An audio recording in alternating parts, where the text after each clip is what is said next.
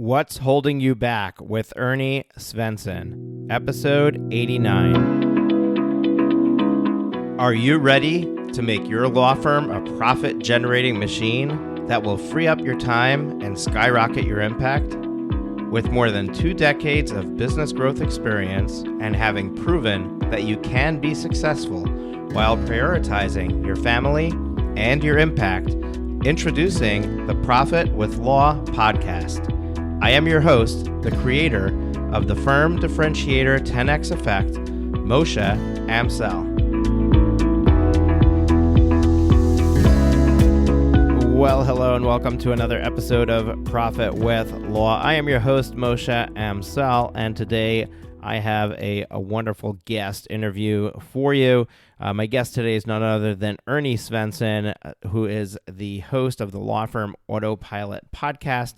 And I was pleasantly surprised to find that our discussion turned very quickly away from law firm automation and went into a bunch of stuff around some of the mindset things that occur to law firm owners. And I don't want to spoil any of it, so I'm just going to let you listen to the interview, but I really enjoyed this conversation with Ernie, resonated with a lot of the things that he was sharing, and I'm happy to share that with you today. There are a number of things that get mentioned, both by Ernie and by myself throughout the episode. Don't want you to worry about taking notes for that. We've provided a resources mentioned section in the show notes. You can see it right below the podcast player, but just in case you want to find it on the web later, we always do the show notes with the episode number. So this is episode 89. You want to go to profitwithlaw.com/089, and that will take you directly to the show notes page where all those resources are. But it might be right here in your podcast listing directly in the description of the show. So either way, I hope that you can follow those links and take advantage of the resources mentioned and definitely enjoy this interview. That's it. That's all I got. So here you go. I'm really excited to have Ernie on the show today because the timing couldn't have been better. Everyone is scrambling to try to figure out how to streamline and virtualize and run remote staff, and it sounds like this is going to be an easy decision for you to stick with us until the end here. So I'm going to turn the mic over to Ernie. I'd like him to introduce himself and just give you, in his words, his journey, like how did this all come about? So Ernie, welcome to the show. And why don't you share with our listeners a little bit of your journey so that they can, if they haven't heard of you before, they can learn a little bit more about how you ended up the lawyer support with tech, systems, marketing, and all of that stuff. Yeah, well, first of all, thank you for having me on, Moshe. I really appreciate you inviting me to the podcast. So my background is I was a philosophy major, and when I graduated from school, I realized there were no jobs for philosophy majors, but I liked arguing. I liked the thinking through arguments, and law school was obviously something that I could continue to do that with. So I went to law school, really enjoyed it, clerked for a federal judge for 2 years, really learned a lot about litigation from behind the scenes, learned a lot really from him about systems. He was a very systematic, well-organized person. And I didn't realize that most people weren't like that in the legal profession, surprisingly. But I came out of that experience looking to be very clear-headed about how I did things. And so that's kind of how I approached practicing law. And technology was something else I was interested in, just because it seemed to me kind of obvious that if you want to be organized and efficient, these are tools that, if leveraged properly, could help you do that. So I was always trying to fiddle with them to see if they would work. And in fact, I did make them work for me, but it took a little effort. And so in the big firm where I was for 18 plus years doing commercial litigation, I learned a lot. I had a lot of great mentors about practicing law. But they weren't really necessarily great at understanding how to run a business or be as systematic as the judge that I worked for was. And I didn't, I just assumed that that's how all law firms were. And Hurricane Katrina hit about 15 years ago. And so this whole pandemic thing feels very familiar to me. But at that time, I realized that my technology knowledge was helping me do things more efficiently, more easily. I was more adaptable to the crash and the problems of Katrina. So I was like, well, why don't I just go out on my own and, do this on my own? And I was afraid, just, the vague fears that everybody has when you're trying to do something like that. But I thought, well, if I can't do this on my own, then I really just shouldn't be practicing law, because there's just too many things about this that bother me. And I want to run my own practice and do it the way I think I should. So I did. I went out on my own and I said, I'm going to use technology to lower my overhead, to be more efficient, to deliver better services to my clients, and see if that's actually, more than just theoretically a thing. And it was practical. It helped. Judges loved me because I was organized. Big firms couldn't overmatch me because, they had more resources because they were clueless and lumbering. And it was all good. And I made good money, and I had started a weblog that got attention. And so I got clients pretty easily at low cost. And so other lawyers were asking me, well, how did you do that? How could I do that? So I was invited to give talks. I would give talks, and more lawyers started paying attention, and I started paying more attention to what exactly they needed to know. And at some point I pivoted away from practicing law to just doing full-time helping lawyers. What an awesome journey, and 18 years in litigation before you even took that step forward. So some people start their law practice right out of school, and then some people have a background in working for another firm. You were deeply entrenched in probably bad practices before you started, which is part of the challenge, is figuring out that, hey, I could run my practice differently than what other people are doing. So amazing that you were able to make that jump, the transition, and really harness the power of all of the technology available to you. Probably had you started your firm earlier, you wouldn't have had as many options as when it came to tech, and it would have been a harder thing to overcome.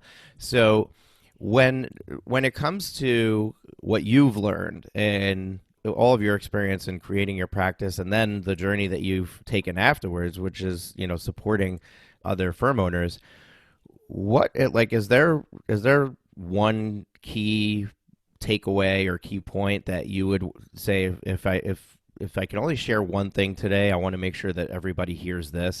Do you have something that is like oh my goodness, if you don't do this, then you're missing the boat? Yeah, I think, and I've thought about this a lot. So I love this question. Because there's a lot of things that you start to think about. Okay, this is it. This is the thing that really is important. And at first it was technology, because that's what people asked me about. I'd say, oh yeah, let me tell you about technology. And then I'd realize that's not really the thing that's moving the needle the most. You can't ignore it. It's important, but it's not the number one most important thing for any business. It's really making good decisions. I mean, that's what it boils down to. It's like being strategic, right? But that's decision making.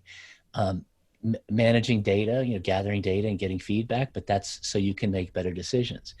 And what is it that keeps people from making good decisions? That's what I'm always asking myself. And I think people just aren't paying attention to the right things, or they get too easily distracted. They're trying, this and then that and this, they're just, it's about decision making. And I think, the person I would hold up as the North Star for lawyers is Charlie Munger. Charlie Munger is a lawyer. He started Munger Tolles, but he's Warren Buffett's partner. Everything he's done, he's been highly successful at. And you know what he obsesses about the most? Decision making.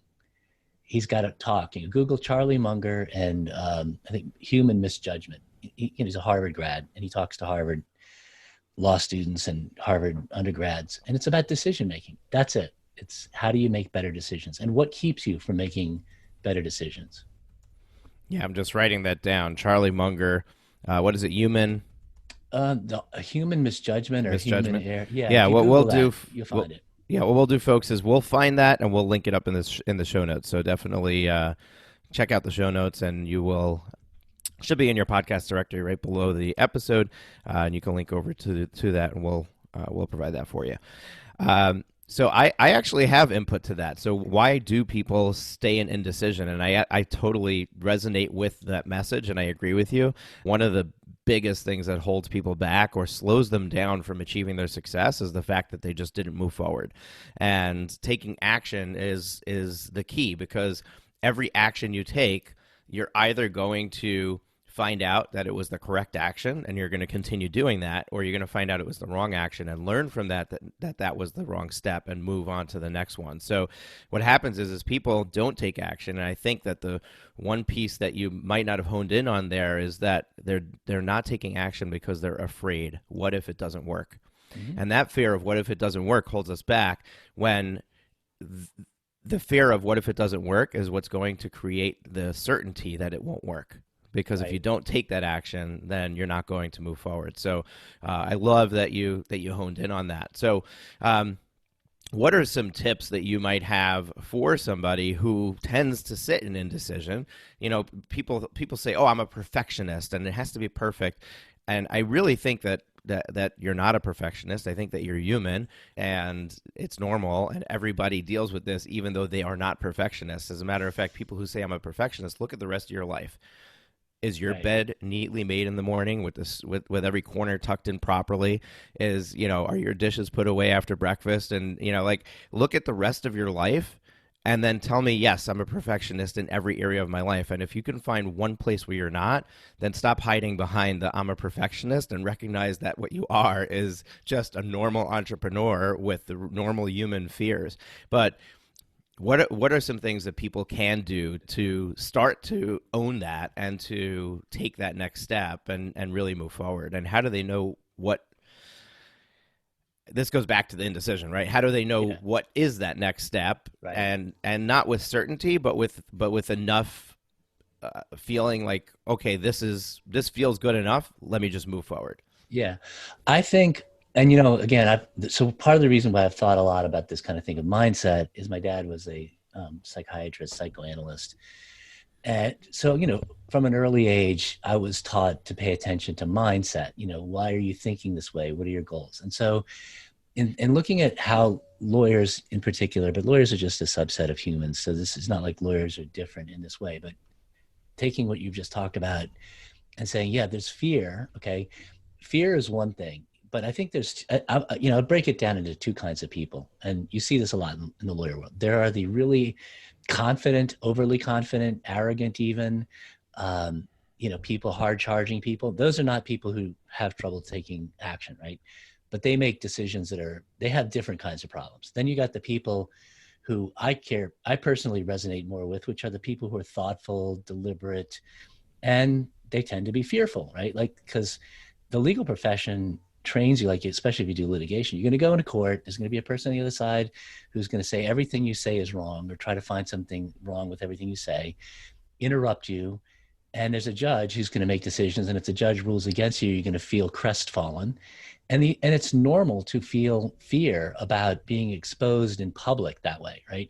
So, and even if you're not in court, you still feel that same feeling of well, if I try this and it doesn't work, that's going to be a big problem.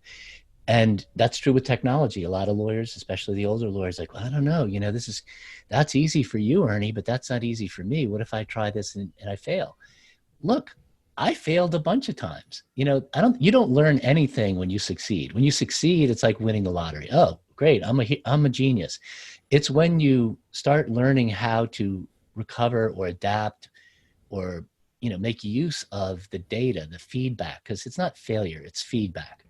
And you learn, okay, that didn't work. Why didn't that work? So now you're exercising critical thinking, right? But if everything's always working or people tell you to do something and it works, where's the critical thinking? You're not learning to fish. Somebody's just handing you fish. So, you need to learn how to do this on your own. And that's going to come from making a mistake and going, okay, so what went wrong? And not letting the whole tumult of your fear, your anxiety, your self-criticism, that's not going to help you analyze, right? So just get over that. Just go, okay, I'm going to try something. It's probably not going to work the way I expect it to, because whatever does, and you move forward. I mean, if and this isn't built in, because children don't learn to ride bikes because, being afraid, they fall down and they get right back up and they try again until they get it. Somewhere along the line, as we become adults, especially when we enter these kind of professions like being a lawyer, we become really on edge about making a mistake. But it's not a mistake. It's feedback. Yeah, I think that some of it, or a lot of it, has to do with our opinion or our fear of the opinion of others. What are other people going to think about me, and how are they going to view me? And I'm so this fear of failure is not even, oh my goodness, I'm going to fail and I'm going to be a nobody. It's, oh my goodness, I'm going to fail and people are going to see me differently. And especially now in today's time when you can't go and socialize with anybody and you're stuck in your house, it should start to become more apparent to you that all you need to worry about is you. Like Right. the opinion of others doesn't matter. And I think it's innate human nature that we need. We're a social, for survival. We're naturally a social being. Totally. So it'd be much harder to survive on our own. So we need to be in a pack, and we're afraid of being, um, you know, ostracized and excluded from the pack. And it Right. goes back, I mean, just thinking back to like school days, like not being picked for a sports team, or not being invited to somebody's party, and how that felt. And then we start to build these fences and these mechanisms around that to prevent that from happening. And that's Right. where that fear comes from, is oh my goodness, someone else is going to think poorly of me. And Right. until you can get over that, and it's like that with everything that you do as a business owner, right? I mean, you're today you might be facing needing to lay employees off, and you're suddenly afraid of, oh my goodness, I'm going to make somebody feel bad. They're not going to Right. like me anymore. Right. They're not going to talk to me anymore.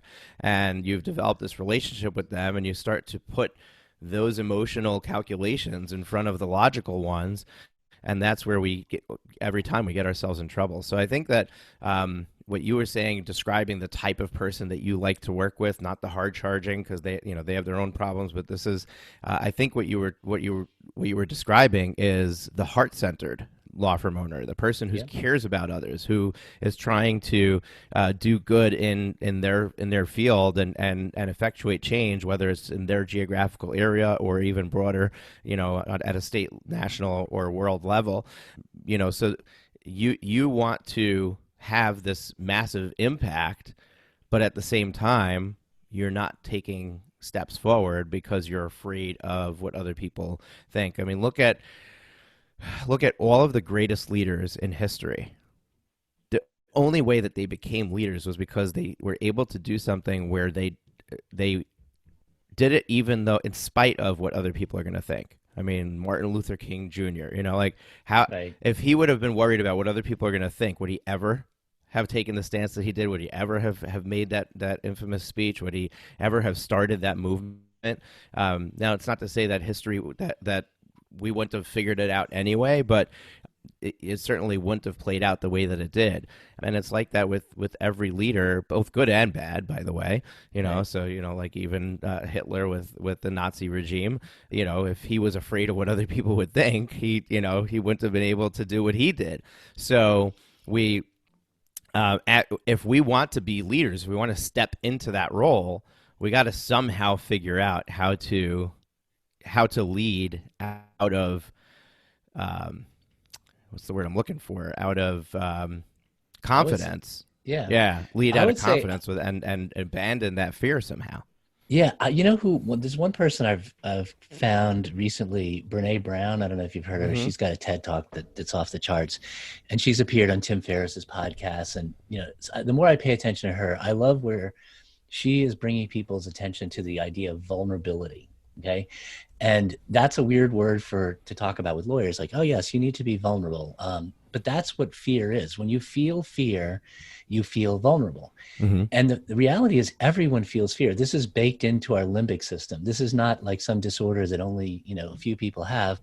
This is a survival thing, as you were saying, right? It's built in that we are constantly scanning the horizon for problems, and we're scanning ourselves, and we tend to, in some cases, and I think this is the more thoughtful people, the heart-centered people, as you put it, tend to be more, they question things more, right? They question themselves, and you get trapped there, right? You get trapped at that level, And what's important is to look up and say, well, these other people that seem confident and seem like they're doing something. I mean, Martin Luther King, I'm sure he was afraid of lots of things. You know how I know? Because he's a human, Right. and all humans are afraid. So he must have been afraid, but somehow he was able to overcome that.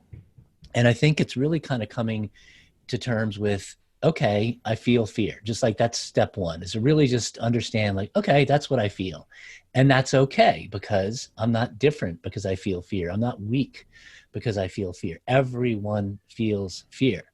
And if you follow any particular person for long enough, eventually, if they're honest and open, they'll tell you about it. Like Tim Ferriss is a famous person. He wrote the 4-Hour Work Week. Everyone's, oh, that guy's a genius. He went to Princeton. He created this company. He's a VC guy. He's made a lot of money.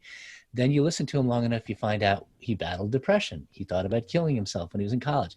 Now, he doesn't come out and tell you this in the beginning of his career because, that's too much information or whatever.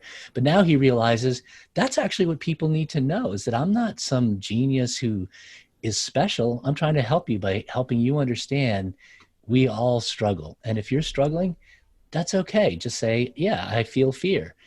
Okay, step one. Step two, well, let's go ahead and take some action. What action can we take? Well, take some simple action so that you don't try something monumental and fail and feel like a failure. Bite off a little piece and go, okay, that worked or didn't, and adjust. And that's it. That's the process. And, the misjudgment stuff that Charlie Munger talks about, the psychology of human misjudgment, that's the name of the talk. He's really just saying our psychology is such that we tend to overemphasize some things and underemphasize other things. So you just have to kind of adjust, the gyroscope, if you will, of your way of thinking so that your gyroscope works good and puts you on a good path. And then if your gyroscope is working good, then you can, use your GPS to get to the coordinates you want to get to. But if you're just trying to punch in GPS coordinates and your gyroscope isn't working, you're going to have a fundamental problem. And I think that's, I guess, what we're kind of touching on now. Yeah, so I love that you started to give us steps, right? I'm a very tactical, I'm an accounting background. I like a logical sequence, protocol we can follow, right? Mm-hmm. So step one, you said, is to recognize the fact that you're fearing that fear. Step two is to identify a small action step that you can take to step into that fear, but not to go for broke and then need to recede back and feel like, oh, that was the wrong move, and now you're not going to do it the next time. So how does somebody figure out what that small step is? How do they, how do they keep moving forward? Is there a process that you work with your clients with to create that roadmap for them, to figure out what the next step is? Yeah, I mean, well, I don't always work just one-on-one with clients. I mean, I get a lot of calls from lawyers, and I am happy to talk to them for free and help them get started. And from having hundreds of these calls and, other interactions, thousands of interactions with lawyers, I think that where people need to fix the gyroscope, if you will, is, first recognize, don't feel bad about where you are. But the next step is set up some system of discipline that will put you on good footing, generally speaking, right? So how are you going to, generally speaking, make good decisions? What's the process for that? Well, one is to build good habits. And there's, my favorite book now is Atomic Habits by James Clear. Love that book. I knew you were going to like this. I just knew you were going to like, and it's great because he's just telling you, take a little simple thing, build that in, because your habits are systems. They're things that you do on autopilot. So if you can get good at building autopilot system habits, then, you can start building out from there. But if you don't have that, you're going to have a shaky foundation. That's where, when you start to try something and it doesn't work, you go, oh, well, that didn't work. Well, most things take time to work. You have to keep doing them for a certain period of time. And if you can't stick to something for, regularly, do it every day for a certain period of time, you're never getting off the ground, no matter what you do, no matter how smart you are. Right. Yeah, absolutely. One of the things that I do with my clients that I've found to be something that works is, and the reason I'll give you the reason why it works first, is often when we are paralyzed by fear or paralyzed by indecision, or what I call, sitting on the fence syndrome, it's because we're in the moment, right? So when you're in the moment, you get very emotionally attached to the outcome, to the, Right. what's going to happen, and it paralyzes you, freezes you. So what I find is that it's a lot easier to make decisions when you're not in the moment. And that's why I have a very large emphasis on planning in advance, because if you sit down and do it theoretically on paper and make the decisions in advance, so you already decided who you're going to be targeting. You already decided how you're going to market to them. You already decided which piece of software you're going to implement. Now it's just a matter of, okay, it's time to implement this thing that I decided already. Right. It's a lot easier to be able to lean back on that. It's kind of like how I deal with stock picking. When I invest in the market, I have a plan of what investments make sense for me, and at what point I want to enter into a position of that stock. And now it's just a matter of waiting for that moment in time to happen. And when that moment in time happens, I can execute on it. And until then, I'm just going to sit on the sidelines and wait. And I don't get all caught up in either the excitement of the market in a bull market, or the depression of the market, and like we have now, when the market is tanking and the economy is falling apart. I can approach it all methodically, because I have a plan that already thought about these possibilities. So it's the same thing when you're running your law practice. And I find that planning, as long as you follow the plan, like if you make a plan and put it in your drawer, you did nothing, right? It didn't do anything for you. But if you make a plan and you actually learn how to execute it and follow it, it's something to fall back on to overcome the emotions, to say, okay, whatever I'm feeling now, just recognize that I'm in the moment. I already decided this is what I'm doing. I'm moving forward with it. Right. Yeah. No, I mean, it's all of that's it. You've got a system, and you're executing it with discipline, which is the key. And I like what you said about the moment, because another great book that I love is Daniel Kahneman, because if there's anybody who studied haven't heard of him. How do you spell his last name? Kahneman. And if you just Google, so he won the Nobel Prize for economics, because he proved that humans aren't all rational actors making decisions in their self-interest and with discipline. They're irrational. Mm-hmm. And his partner Amos Tversky died, so he didn't get the Nobel Prize with Kahneman. But anyway, Kahneman and Tversky came up with all these ways of measuring how humans are flawed in their thinking and what these kind of thinking flaws are. But he says, he's got a lot of great quotes, but one of my favorites is, he says, "Nothing is as important as you think it is while you're thinking about it." In other words, when you bring all your attention to something, when you're thinking about it, you magnify its intensity, because you're focused on that and you're not Mm-hmm. seeing it in the context of other things. So making decisions quickly without putting things in context is what leads to bad decision making. And yet it's what we all do, if we don't override this, because that's our natural tendency to magnify the importance of anything that we're thinking about. And of course, the news loves this. And Facebook loves this. This is how they keep us paying attention to whatever they're feeding us, because they can just feed us more stuff that seems, important, urgent, and then we can't break out of that loop. So another thing you need to train yourself to do is not fall into these predictable traps where your attention gets hijacked by people who aren't really trying to help you. Yeah, it's very interesting, because part of what I do with my coaching is I help people identify the environment around them and where things are not conducive for their success. Perfect example is I have a constant struggle with my weight. And my weakness is chocolate, right? So if I have chocolate in the house, which I happen to be stuck at home right now, and there is chocolate in the house. So it's been like a really, really bad period of time for me. But if there's chocolate in the house, I'm going to eat it. The way that I can overcome that is just removing the chocolate from the house, right? If I just don't have chocolate in the house, suddenly I'm able to manage without eating it for a long period of time.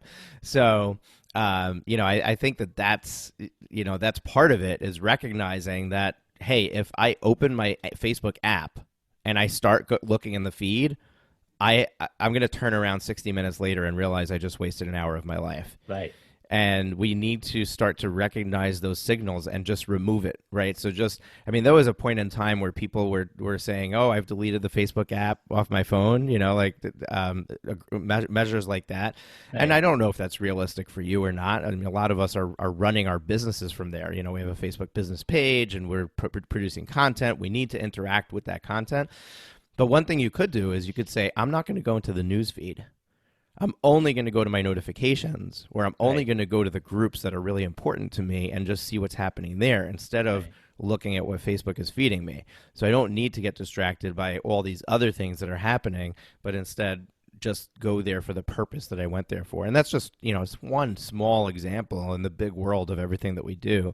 And I don't know if you spend time on time management, but that's, that starts to open the door about, how are you spending your time, and are you falling into these traps in other areas where suddenly you turn around and all this time has passed and you really didn't do anything. Right. Yeah. Well, and look, and that's exact. So that you're using the same system you talked about earlier.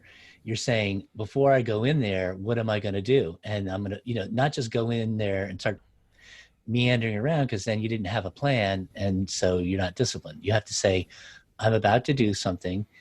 What am I about to do? And what am I going to do to prevent myself from, being derailed? Okay, well, I'm just going to look for the groups that I care about. And so when you go in there with that intention, you have a high likelihood of executing. But if you don't have a plan, there's nothing to execute. You're just at the whim of everybody else. So you have to train your mind. That's a big part of it. And I think, there's lots of ways to train your mind. I mean, you're training your mind.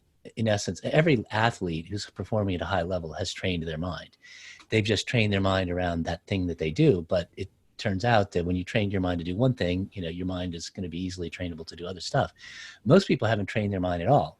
And I will say the biggest thing that's made a difference for me in terms of training my mind is just doing daily meditation. And I know meditation means lots of different things to different people, but to me, it just means training your mind. You can train it either by, to the two extremes of meditation are, you can either spend 10 minutes focusing or trying to focus on something, which will be very hard. And you'll learn that you can't really do that because you get distracted, but that will train you to realize how, scattered your mind is. Or you can say, I'm not going to think about anything. I'm just going to, follow my breath and see what pops in my mind. And you're going to learn that you get a lot of weird random thoughts coming in your mind, just like, where do they come from? Who knows? But if you don't pay attention to that, you just think, well, I walk around and I think, and I'm logical and I make good decisions and my mind is a perfectly fine-tuned instrument. No, it's not. Your mind doesn't become trained by accident, just like you don't accidentally learn how to play the piano, and have you trained your mind? Probably not. So then train your mind, and there's lots of ways to do it. But, for me, meditation was the one that really helped. Yeah, and it's very interesting that you bring that up, because you use the example of athletes. And if you want to figure out how to be an effective leader, how to be an effective CEO of your law firm, you have to look at other people who have achieved success at a very high level, and athletes are a very good example, and CEOs of large companies or of any company that's successful is a really good example. And if you look at the behavior patterns of those people, what are they doing? They all have performance coaches. Mm-hmm. If you don't have a coach, you're already not doing what they're doing. Right. They all have learned how to do meditation, visualization, different exercises like that to get into the mode. Right. My son is 4 years old, and every morning he watches Cars. He is obsessed with the movie Cars. And Cars, the first Cars movie opens up with Lightning McQueen doing a visualization exercise about how fast he is, and he's the fastest, and he's visualizing winning the race before he even starts, and that's how the movie starts. And so but that's what we need to be doing. I have found, surprisingly, so I'm very logical and analytical, and I was in a group setting with the coaching organization I work with, and they brought in a guest who's a visualization expert, and she took us through a visualization exercise.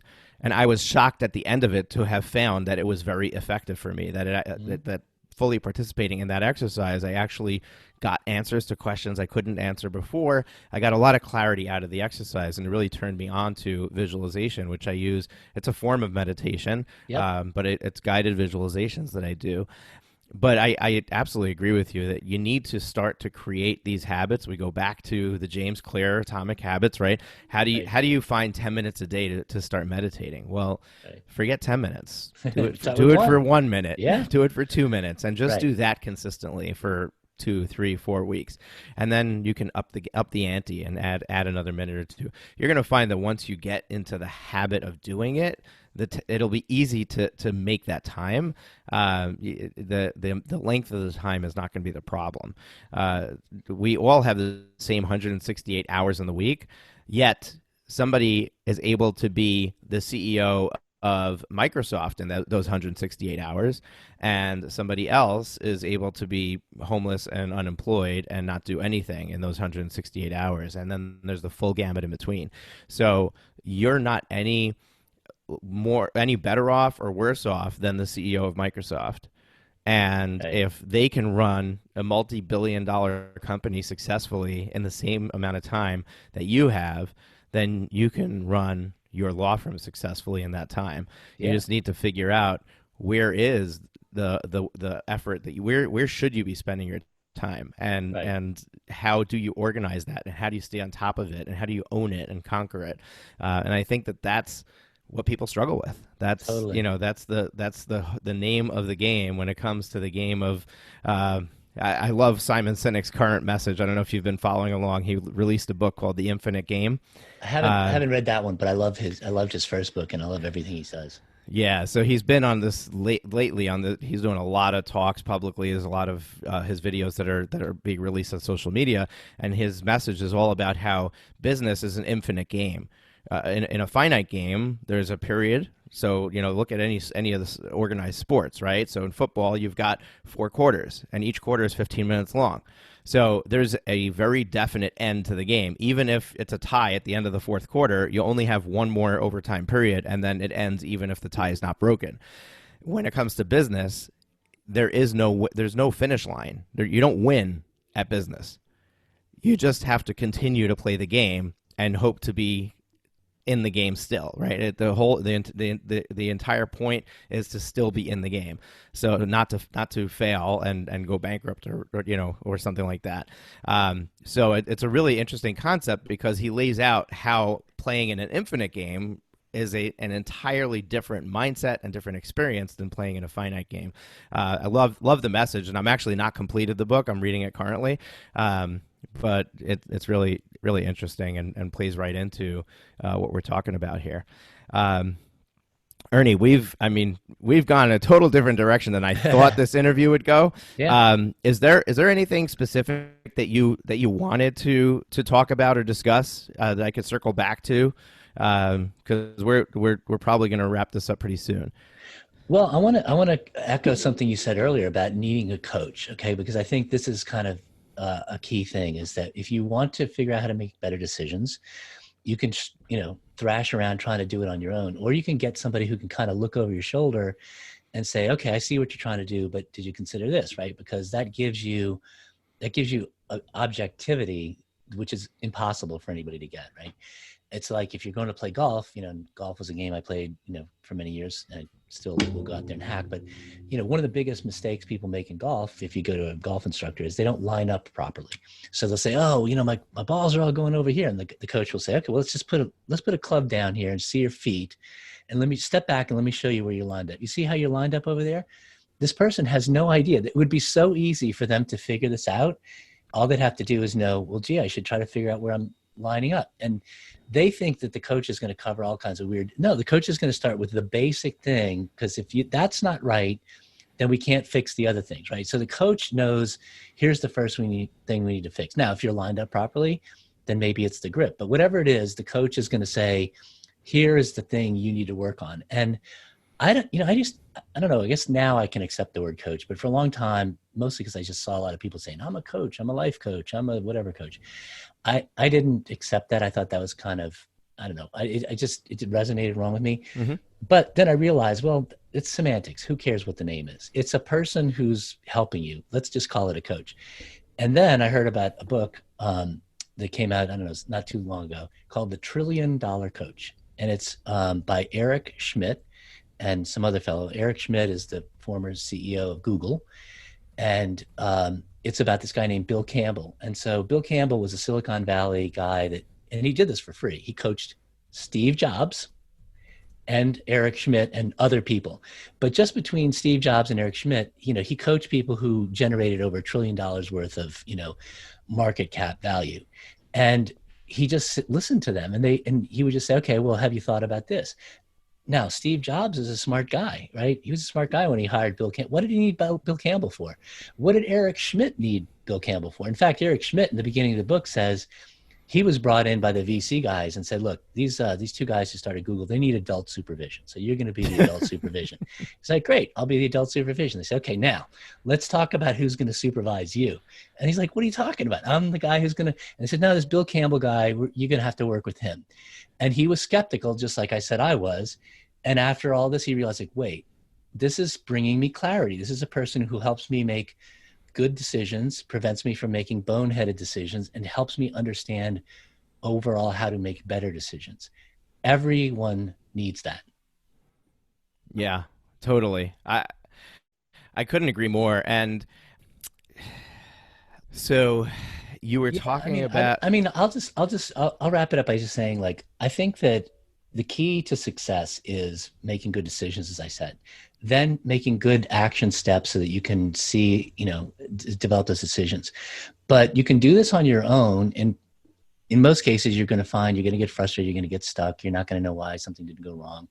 And it helps to have somebody, who you can count on to help guide you.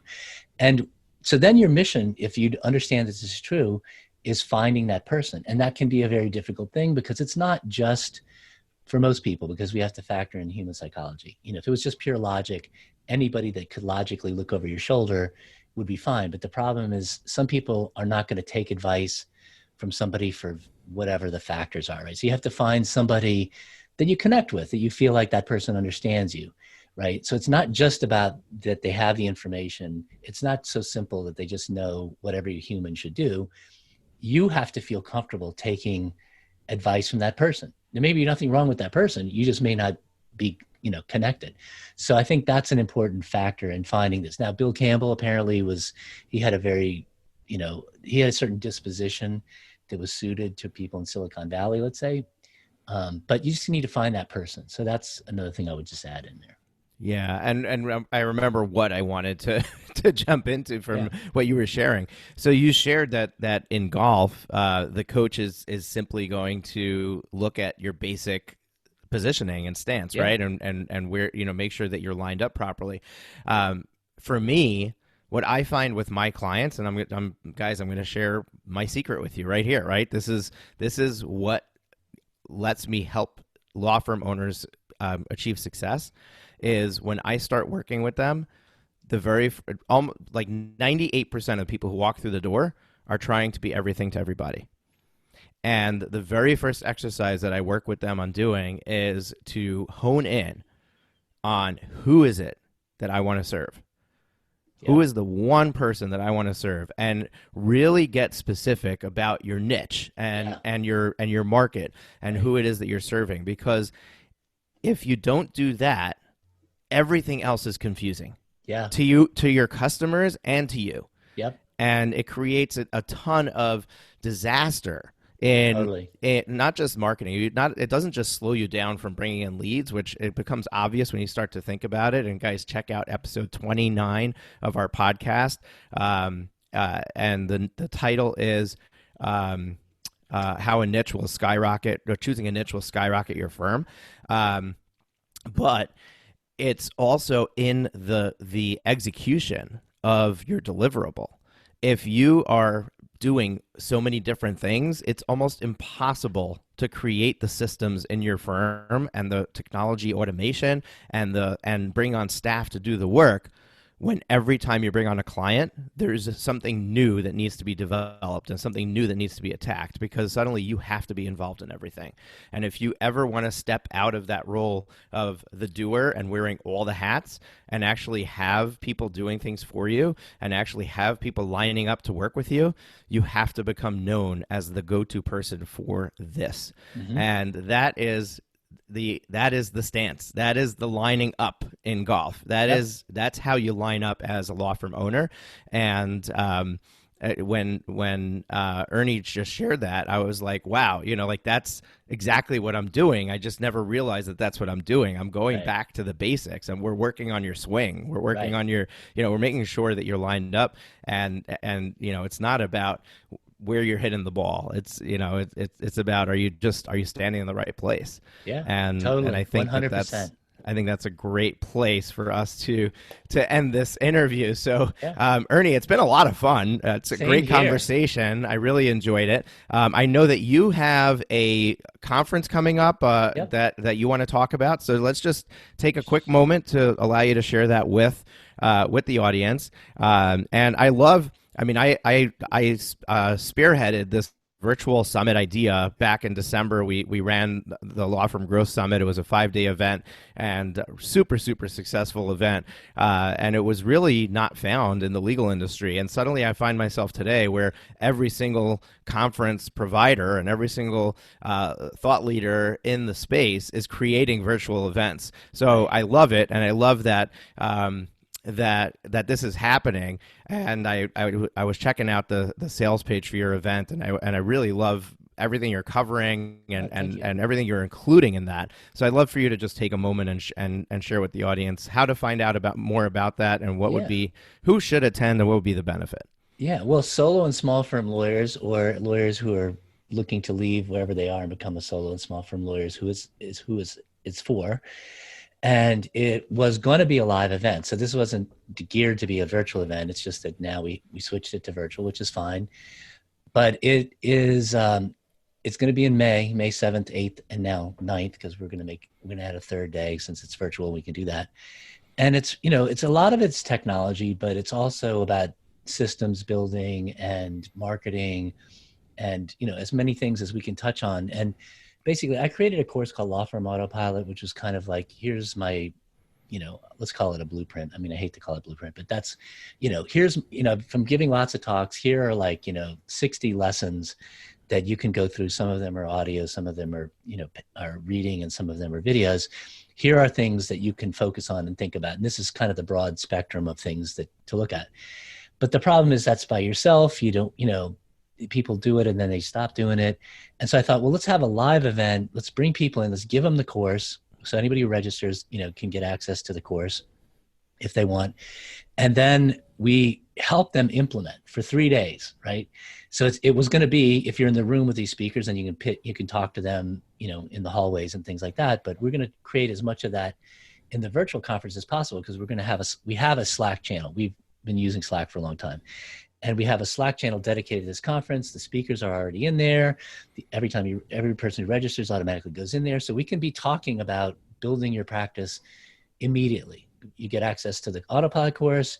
We start talking about your practice, so that when May 7th, 8th, and 9th rolls around, there's even more intensity, and we can talk amongst ourselves in a very focused way. And then when the conference is over, if you want to stick in the Slack, Slack group, you can. And there's other things we can do to keep you on track. But I just think people need to be intensely focused for a period of time. So that's why we were going to do a live conference, and now we're going to do it virtually. And I think, a lot of the same things can happen, the same or better virtually. I mean, it's, more people can participate, and they can participate in a more convenient way. So yeah, go to lawfirmautopilot.com.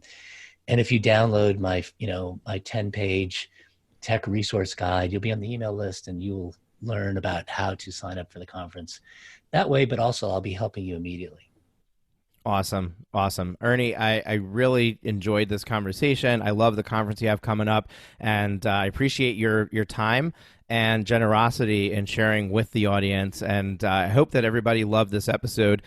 We really went into a place that we don't talk about enough, And I love that we got there, and hopefully we'll have more conversations like this, because overcoming your internal battles and understanding yourself and the psychological piece of being a law firm owner is really what's going to be the key for you winning this game. And I know that I just said it's the infinite game. There's no winning, but really succeeding, it's not a matter of do I succeed or not, because if you stick with it long enough, you'll achieve success eventually on your own. You can, spin around in circles. Eventually you'll end up at your destination. But these things that we shared are all things that are going to make it happen faster for you. And I think that's the key. Nobody wants to spend 20 years to get to success. You want success today, and you can't have it today. It takes time. But what we could do is truncate the time, working with the coach, understanding your mindset, doing meditation, starting to do those things is what's going to accelerate your success. So, folks, this was great. And just stay tuned to the podcast. If you really enjoyed it and this is your first time here, hit the subscribe button. And if you were really enjoying this, we would love it if you rated and reviewed the show. We do not get enough rating and reviews.